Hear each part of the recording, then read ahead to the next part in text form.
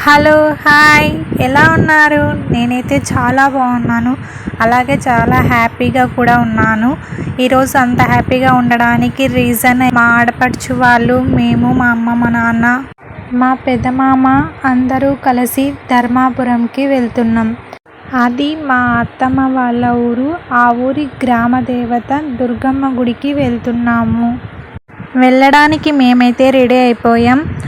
మార్నింగే వెళ్ళాల్సింది, కాకపోతే ఆయనకు వర్క్ ఉందని బంకు దగ్గరికి వెళ్ళాడు.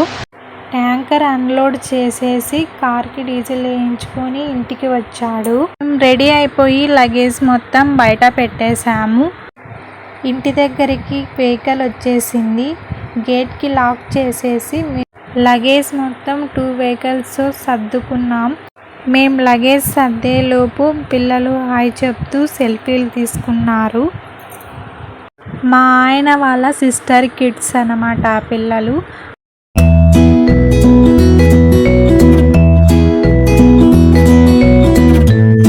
ఇంకా వెళ్ళడానికి బయలుదేరినాము. మా అన్న కారులో, మా పెదమామ, మా డాడీను, మా మావయ్య అయితే కూర్చున్నారు. మా ఆయన కారులో నేను, మా అత్తమ్మ, మా ఆడపడుచు, మా అమ్మ కూర్చున్నాం. మా చిన్న పాప ముద్దు పేరు మిల్కీ. ఆ పాపని నేను ముందర కూర్చోబెట్టుకున్నా. అందరూ కారు ఎక్కేశారు. ఇంకా స్టార్ట్ అయిపోయాం.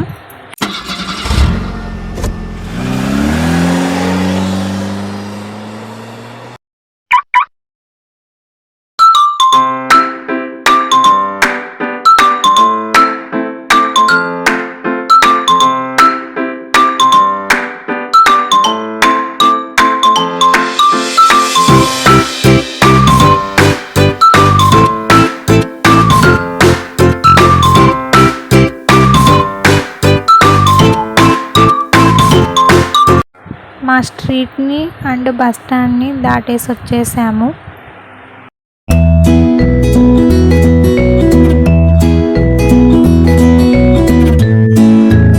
తర్వాత వాటర్ మర్చిపోయామని బంక్లోకి వెళ్ళినాము. అక్కడ ట్యాంక్లో వాటర్ తీసుకొని తర్వాత మరీ బయలుదేరినాం.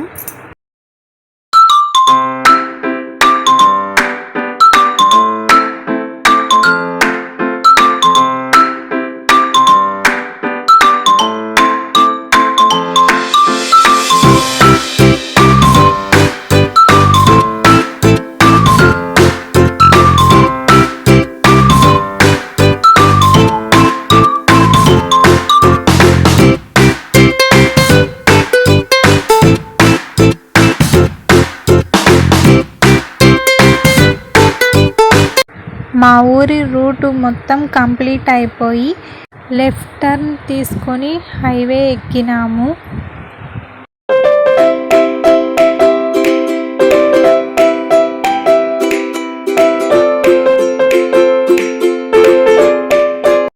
మా కారులో మా అత్తమ్మ, ఆడపడుచు, మా అమ్మ, నేను వెళ్తున్నాము. ఫస్ట్ టోల్ గేట్ వచ్చింది. టోల్ గేట్ని అయితే క్రాస్ చేస్తున్నాం.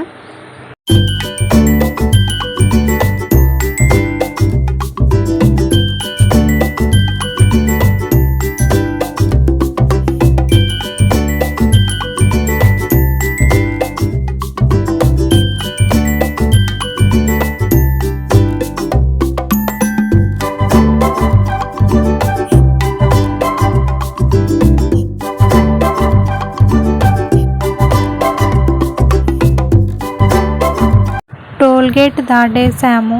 టోల్గేట్ దాటిన తర్వాత సెల్ఫీలు తీసుకున్నాము.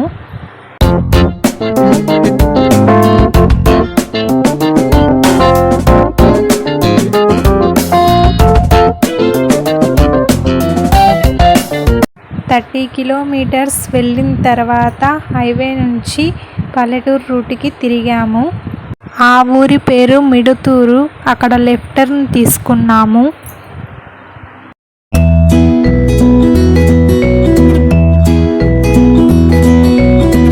మా కారు వెనకాలే మా అన్న కూడా వస్తున్నాడు. మిడుతూరు ఊరు దాటిన దగ్గర నుంచి అక్కడి పొలాలు, అక్కడి స్వచ్ఛమైన గాలి, అలాంటి పల్లెటూరి వాతావరణం అయితే చూడడానికి 2 కళ్ళు సరిపోవు, చూడడానికి చాలా బాగుంది. మా అన్న మా కార్ని దాటేసి ముందుకైతే వెళ్ళిపోయాడు. అలా పొలాలు చూస్తూ మాట్లాడుకుంటూ 52 కిలోమీటర్స్ వచ్చేసాము. అక్కడ టెంపుల్ చిన్నగా కనిపిస్తుంది చూడండి, అదే కోటకొండ ఆంజనేయ స్వామి టెంపుల్. గుడి దగ్గరికి వచ్చేసాము. ఇక్కడికి నేను సెకండ్ టైం అయితే వస్తున్నాను. ఫస్ట్ టైం చూశాను ఆల్రెడీ, ఇప్పుడు రావడం అయితే సెకండ్ టైము. ఇక్కడ ఎంట్రన్స్లో కసాపురంలో చిన్న హనుమాన్ విగ్రహం ఉన్నట్టు ఇక్కడ కూడా చిన్న హనుమాన్ విగ్రహం ఉంటుంది.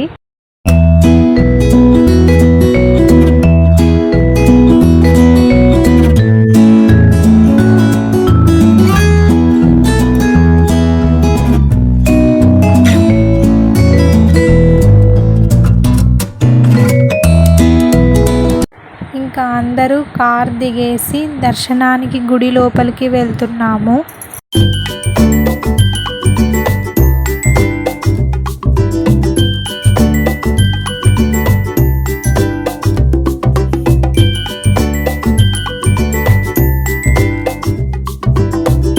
టెంపుల్లో అండ్ చుట్టుపక్కల బాగా పెద్ద చెట్లు ఉండి బాగా విశాలంగా అయితే ఉంటుంది టెంపుల్. చూసారా, ఎంట్రన్స్లో హనుమాన్ది చిన్న విగ్రహం కూడా ఉంది.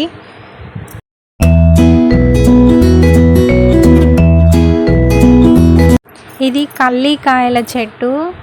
దీని ఫ్లవర్ అయితే ఇలా ఉంటుంది. ఇది చూసారా మీరు, దీనిది ఇలా మగ్గ అయితే ఉంటుంది, ఇలా విత్తనం కూడా ఇలా ఉంటాయన్నమాట. ఇదే ఎంట్రన్స్ కోటకొండ ఆంజనేయ స్వామి టెంపుల్. మేము వెళ్ళిన టైంకి అక్కడ లాక్ చేశారు, ఓపెన్ చేయలేదు. అందుకే మా అత్తమ్మ బయటనే టెంకాయ అయితే కొట్టేసింది. తర్వాత మా అత్త పరిచయం చేస్తున్నాడు, మా అమ్మ మా నాన్నని, అత్తమ్మని, పెదమామని, చిట్టిని అయితే పరిచయం చేస్తున్నాడు. మా ఆయన అత్తమ్మ వాటర్ తెచ్చారు ఇక్కడే భోజనం చేయడానికి. అప్పటికే 1:30 అయిపోయింది. అందుకే ఇక్కడ ప్లేస్ బాగుందనేసి మేము ఇక్కడే భోంచేసి బయలుదేరాము. లగేజ్ సర్దేటప్పుడు లంచ్ బాక్స్ ఎక్కడో పెట్టేసాము, అది కనిపించలేదు. అప్పుడు మేము ఇంకా అలా వెతుకుతుంటే అదైతే దొరికింది. ఆలోపు మా అన్న కామెంట్ చేస్తున్నాడు లంచ్ బాక్స్ లేదనేసి. ఇంకా భోజనానికి అయితే కూర్చున్నాము. మా డాడీ బాక్స్లు ఓపెన్ చేశాడు, మా అత్తమ్మ అందరికీ వడ్డిస్తుంది. ఇక్కడ ఉన్న ఆంజనేయ స్వామి చాలా పవర్ఫుల్ అండ్ చాలా మహిమ గల టెంపుల్ ఇది. ఇక్కడ రాముడు రావణ్ణి వధించిన తర్వాత ఇక్కడ సీత, రాముడు, లక్ష్మణుడు, హనుమాన్ వచ్చి ఇక్కడ విశ్రాంతి తీసుకున్నారు. హనుమాన్ చేసిన సహాయానికి గుర్తుగా రాముడు ఒక చిన్న రాయి మీద హనుమాన్ బొమ్మనైతే తన విల్లుతో వేశాడంట. ఆ చిన్న రాయి ఇప్పుడు 25 అడుగుల అంత పెద్ద రాయిగా అయితే పెరిగింది. ఇంకా ఎక్కువ పెరిగితే ఇంకా పూజకి ఇబ్బంది అవుతుందనేసి పైన శిల అయితే కొట్టించారు. అక్కడ హనుమాన్ తల మీద రాముడు, లక్ష్మణుడు, సీత బొమ్మలు ఉన్నాయి. లాక్ చేయడం వల్ల నేను మీకు చూపించలేకపోతున్నా. ఇక్కడ రావి వేప చెట్టుకు కోరికలు కోరుకుని ముడుపులు కడతారు. అక్కడి నుంచి 6 కిలోమీటర్లు వెళ్ళిన తర్వాత చాగల్లు డ్యామ్ వచ్చింది. రిజర్వాయర్లో వాటర్ బాగా నిండుగా ఉండి చూడడానికైతే చాలా బాగుంది. ఈ రిజర్వాయర్ మీద నిలబడి చూస్తే అక్కడ చిన్నగా ఒక గ్రామం అయితే కనిపిస్తుంది, అదే పెద్ద ఎక్కలూరు. ఆ గ్రామంలోనే మా మావయ్య వాళ్ళు ఉండేవాళ్ళు.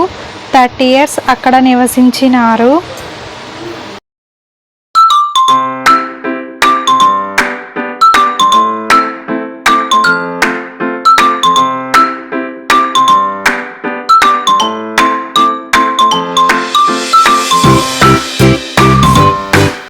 చూస్తున్నారుగా, ఇదే చాగల్లు రిజర్వాయర్. ఈ రిజర్వాయర్ తర్వాత రిజర్వాయర్ ఎండింగ్లో ఒక టెంపుల్ ఉంది. ఇది చాలా పురాతనమైనది. ఇక్కడ ఒక రూమ్ మొత్తం పుట్ట ఆవరించి ఉంది. రూమ్ మొత్తం పుట్ట బాగా పెరిగిపోయి ఉంది.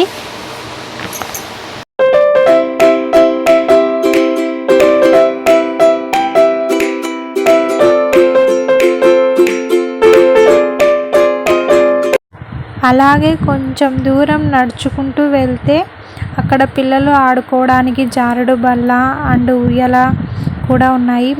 మా పిల్లలు బాగా ఆడుకున్నారు కొద్దిసేపు. ఇక్కడ ఉన్న టెంపుల్ పేరు విరూపాక్ష దేవాలయం. అండ్ ఇక్కడ కోతులు కూడా చాలా ఉన్నాయి. ఇదిగో ఇక్కడ చూశారుగా, ఇదే చాగల్లు రిజర్వాయర్. మొత్తం 16 గేట్లతో ఇది ఉంటుంది.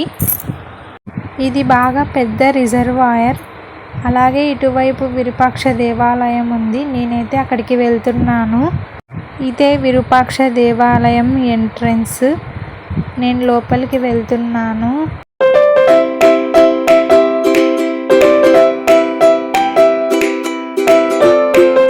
ఇక్కడ మంకీస్ అయితే చాలా ఉన్నాయి. మొబైల్ ఎక్కడ లాక్కుపోతాయని భయమేస్తుంది. లోపల అయితే ఈ విధంగా ఉంది. ఇక్కడ ఉన్న లింగం శ్రీశైలంలో ఉన్న లింగం ఒకటేలాగా ఉంటాయని చెబుతుంటారు. ఇక్కడ కూడా మేము వచ్చేలోపు లోపల అయితే లాక్ చేసేసారు. మార్నింగ్ బయలుదేరింటే టెంపుల్స్ ఓపెన్లో ఉండేవి. కాకపోతే మేము లేట్గా బయలుదేరాం కాబట్టి టెంపుల్స్ క్లోజ్ చేశారు. ఇది చాలా పురాతనమైనది. చూస్తున్నారుగా గోడలు అవి. గుడికి లెఫ్ట్ సైడ్ నవగ్రహాలు ఉన్నాయి. అటువైపు మరొక గేట్ కూడా ఉంది. ఇంకా బయట నుంచే దర్శనం చేసుకున్నాము. మా మావయ్య ఏదో మొక్కుకుంటే ఇక్కడ గంట ఇస్తానని మొక్కుకున్నాడంట. అదైతే ఇదే అన్నమాట ఆ గంట. దీని మీద నేమ్ కొట్టించాడు అప్పట్లో. ఆ నేమ్ ఉందేమో అని చాలాసేపు అయితే చెక్ చేసాము. గంట మీద తరిమెలా మాత్రమే కనిపించింది, నేమ్ కనిపించలేదు. బహుశా గుడి ఓపెన్ చేసి లోపలికి వెళ్ళింటే కనిపించేదేమో. ఇక్కడికి వచ్చాక స్వీట్ మెమోరీస్ అయితే గుర్తు చేసుకున్నారు. తర్వాత కోళ్ళకి అయితే మేము వాటర్ అయితే పెట్టేసాము. పాపం అవి చాలాసేపు అయితే ఉన్నాయి కదా. ఇంకా అక్కడి నుంచి బయలుదేరాము. అక్కడ ఇంకా ఫుల్ వర్షం వస్తుంది. ఇక్కడ ఈ ఊరి పేరు పెద్దపప్పూరు. ఇక్కడ జెడ్పిహెచ్ఎస్ స్కూల్ కనిపిస్తుంది కదా, ఈ స్కూల్లోనే మా ఆయన చదువుకున్నారంట. ఇప్పటికే 2 ప్లేసెస్ అయితే చూసేసాము. నెక్స్ట్ తర్వాత అశ్వత్థ నారాయణ టెంపుల్కి అయితే వెళ్ళాలి. పెద్దపప్పూరు దాటిన తర్వాత వర్షం మరింత పెరిగి బాగా పడింది వర్షం.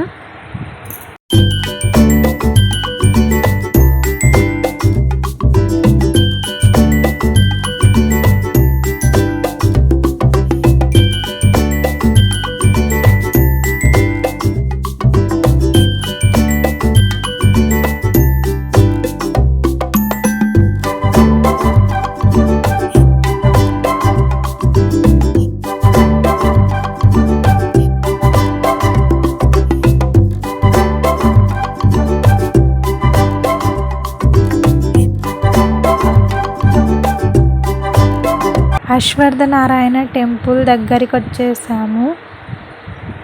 అక్కడ ఆర్చ్ కూడా అయిపోయింది కదా. నేను అశ్వత్థ నారాయణ ఉత్సవాలకి ఒక్కసారి వచ్చాను. ఇదైతే సెకండ్ టైము.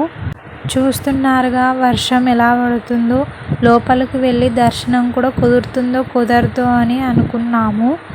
ఇంకా 5 minutes 10 minutes వరకు కార్లోనే కూర్చొని వెయిట్ చేసాము. లోపలికి ఎలా వెళ్ళాలో అర్థం కాక.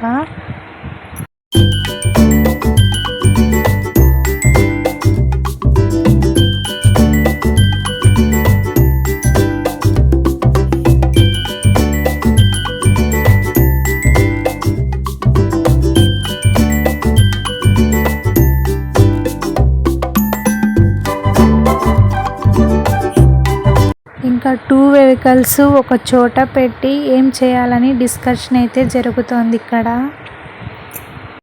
కొంతమంది ఏమో తర్వాత రిటర్న్లో వద్దామని అనుకున్నారు. కాకపోతే కొద్దిసేపు ఆగి చూసి వెళ్దామనేసి మరీ ఆగినాము.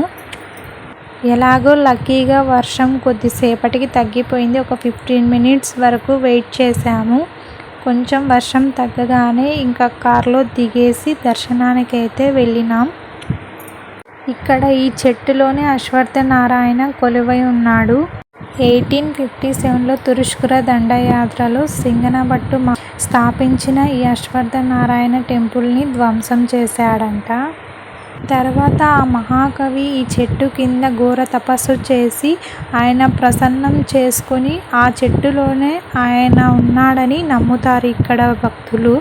ఇక్కడ అశ్వత్థ నారాయణ ఉత్సవాలు చాలా బాగా జరుగుతాయి. అప్పుడు ఇలా ఖాళీగా అస్సలు ఉండదు. చాలా మంది భక్తులు ఇక్కడ దర్శించుకోవడానికైతే వస్తారు. అక్కడ కనిపిస్తుందిగా, అది భీమలింగేశ్వర స్వామి టెంపుల్. అది భీముడు స్థాపించిన టెంపుల్ అని చెప్పుకుంటారు. పాండవులు అరణ్యవాసంకి వెళ్ళినప్పుడు ధర్మరాజు ఆదేశం మేరకు భీముడు స్థాపించిన టెంపుల్ అంట ఇది శివుని గుడి. ఇక్కడ మరి జమ్మి చెట్టు అయితే ఉంది. నేను నా ఆడపడుచు అయితే 11 రౌండ్స్ అయితే ఇక్కడ తిరిగాము.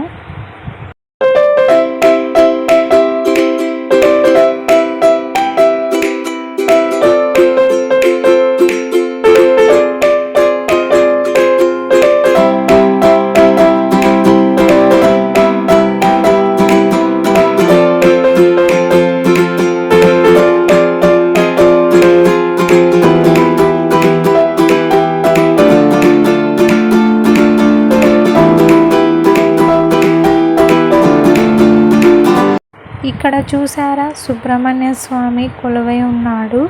ఇక్కడ చాలా విగ్రహాలు అయితే ఉన్నాయి. ఇక్కడ కార్తీక మాసం, మాఘమాసం అండ్ శ్రావణ మాసంలో పూజలు అయితే బాగా చేస్తారు.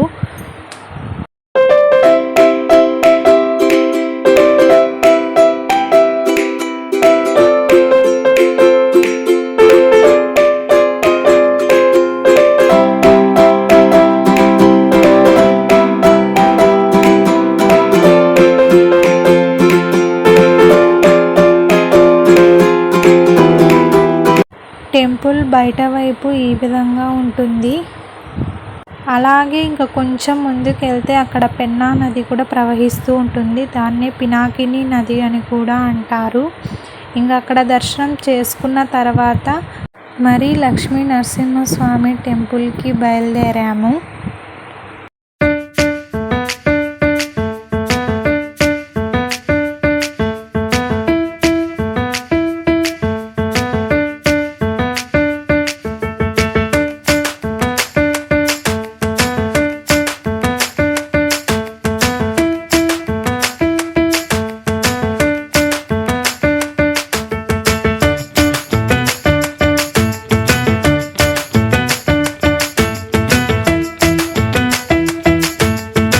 నరసింహస్వామి టెంపుల్ కంటే ముందు దారిలోనే జూటూరు ఆంజనేయ స్వామి టెంపుల్ దగ్గరికి వచ్చినాము. కార్ దిగేసి లోపలికి దర్శనానికి వెళ్తున్నాం. మా అత్తమ్మ వాళ్ళ పిల్లలప్పుడు ఈ గుడి అయితే చాలా చిన్నదంట. ఇప్పుడైతే చాలా డెవలప్ చేశారు. ఇక్కడ లోపల ఉన్న ఆంజనేయ స్వామి విగ్రహం, కసాపురంలోని ఆంజనేయ స్వామి విగ్రహం సేమ్ ఒకేలాగా ఉంటాయని చెబుతుంటారు. అక్కడ దర్శనం కంప్లీట్ చేసుకొని అక్కడ ఏ ఇల్లు చూసుకున్న గేదెలు, మేకలు, గొర్రెలు, పాడి సంపదకైతే చాలా ప్రసిద్ధి గల గ్రామం ఇది.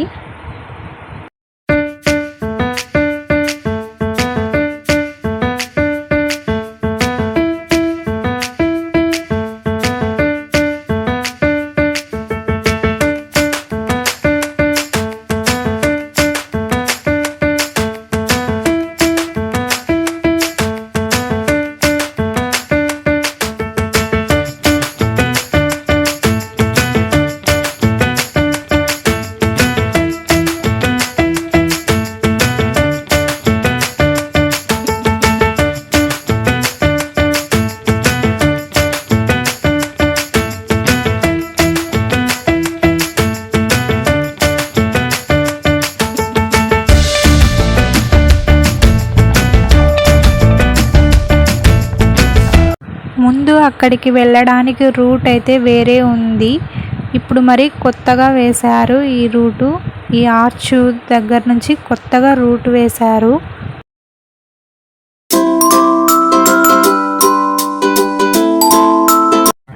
టెంపుల్ దగ్గరికి వచ్చేసాం. టెంపుల్ సరౌండింగ్స్ అయితే ఈ విధంగా ఉన్నాయి. బాగా విశాలంగా చాలా బాగుంది ఇక్కడ.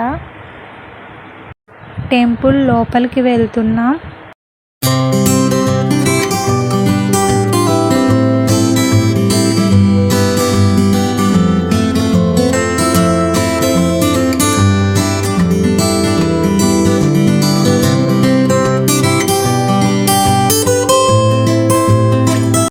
ఇందాక వచ్చింది కొత్తగా వేసిన రూటు. ఇది ఓల్డ్ రూట్ అంట. ముందు ఇటువైపు నుంచి వచ్చేవాళ్ళు, ఈ స్టెప్స్ ఎక్కేసి వచ్చేవాళ్ళు ఈ టెంపుల్కి. అత్తమ్మ వాళ్ళ ఊరు నుంచి రూట్ ఎలా వచ్చేవాళ్ళో అలా చూపిస్తూ చెబుతుంది. అండ్ స్వీట్ మెమోరీస్ కూడా గుర్తు చేసుకుంది. ఆలోపు పిల్లలైతే చాలా అల్లరి చేస్తున్నారు కిందకి వెళ్ళాలి అనేసి. అందుకే వాళ్ళని కిందకి తీసుకెళ్ళి మళ్ళీ పైకైతే వస్తున్నారు.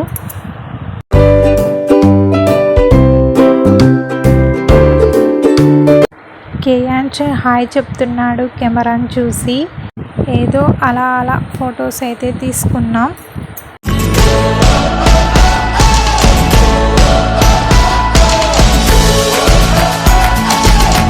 ఆలోపు స్వామి వచ్చాడు. మేము ప్రదర్శనలు చేసుకుని దర్శనానికి గుడిలోకి వచ్చినాం. స్వామి పూజ మాత్రం చాలా బాగా చేశాడు. కాకపోతే కెమెరాని లోపలికి అలో చేయలేదు. లోపల ఉగ్రరూపం లక్ష్మీ నరసింహ స్వామి ఉన్నాడు. చాలా బాగుంది విగ్రహం కూడా. ఇక్కడ ఒక రావి చెట్టు ఉంది. పూజ కంప్లీట్ చేసుకొని ప్రదర్శనలు చేస్తున్నాను.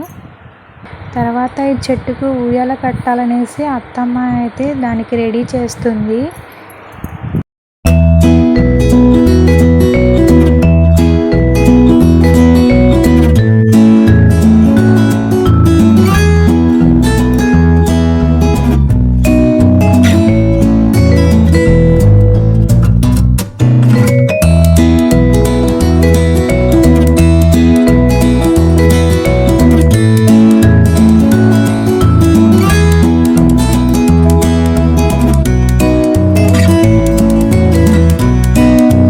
ఇంకా చెట్టుకు ఊయల కట్టడానికైతే పైకి ఎక్కాల్సి వచ్చింది.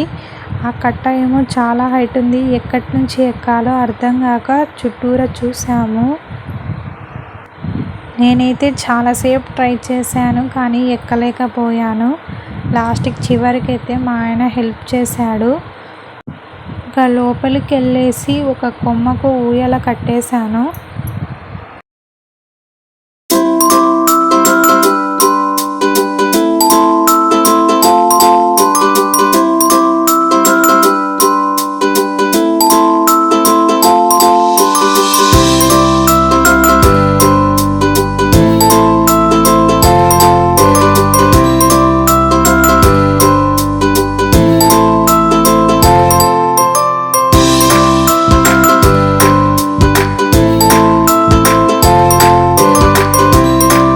ఆలోపు టైం నైట్ 8 అయిపోయింది.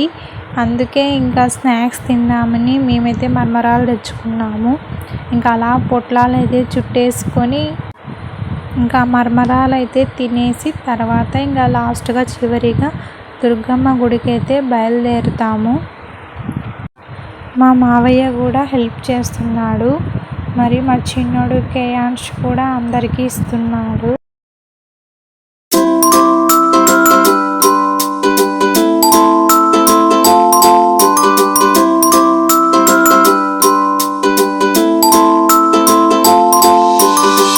తిన్న తర్వాత ఇంకా అక్కడ క్లీన్ చేసేసుకొని ఇక దుర్గమ్మ గుడికి బయలుదేరాము.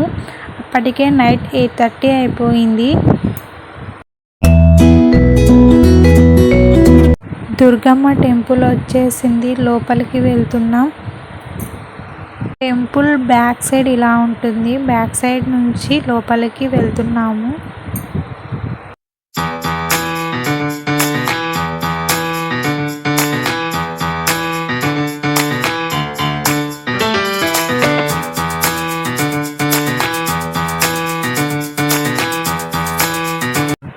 ఈ గుడి దగ్గర ఒక అవ్వ అయితే ఉంటుంది. అండ్ రూమ్స్ కూడా ఉంటాయి ఇక్కడ.